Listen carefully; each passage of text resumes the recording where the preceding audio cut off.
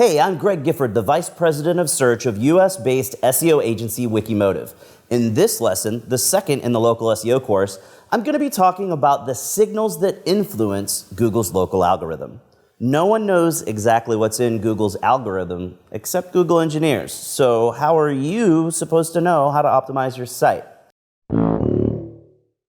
Every year, several agencies and tool providers release their lists of important ranking factors, but you should never take anything you read or watch as gospel. Sure, it's likely that most of what you'll read or hear will be helpful, but some of it might not make much difference for you.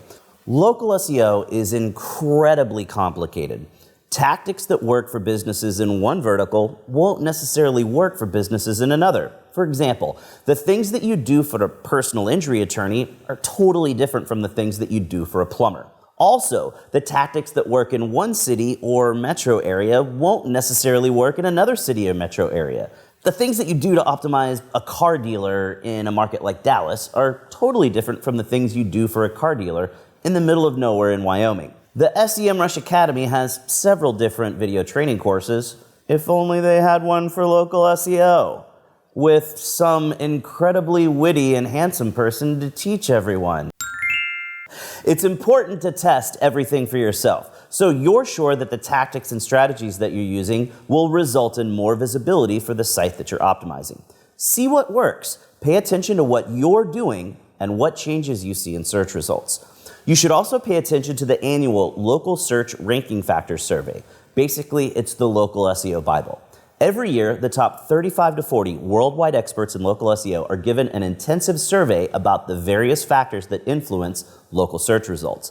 Between client work and experimentation, these experts know that tweaking this signal over here or that dial over here will result in more visibility in local searches. The survey results are aggregated into two pie charts that outline the signals that are agreed to be the most influential in increasing local search rankings. One pie chart shows the signals that matter the most for showing up in the map pack and in searches in Google Maps.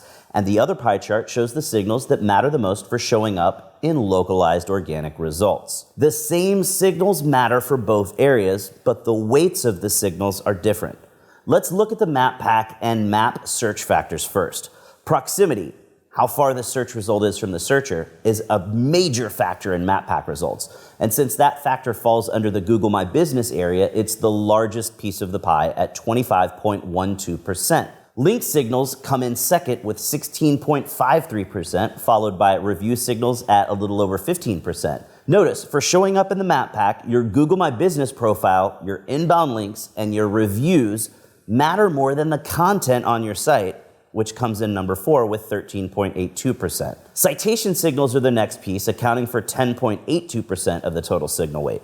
Behavioral signals like click-through rate, clicks to call on mobile, and clicks for directions account for 9.56%, followed by personalization factors at 5.88%. The final small piece of the pie covers social signals at a pretty ineffective 2.82% of the total weight. The localized organic signals show a much different breakdown of the top 4 weighted signals. Inbound links are the most important here, with almost 28% of the overall signal weight.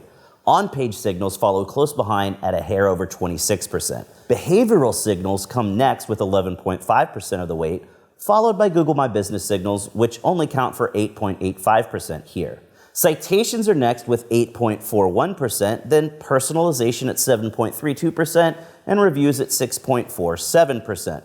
And like we saw on the map pack chart, the smallest weight comes with social signals at 3.47% of the total weight.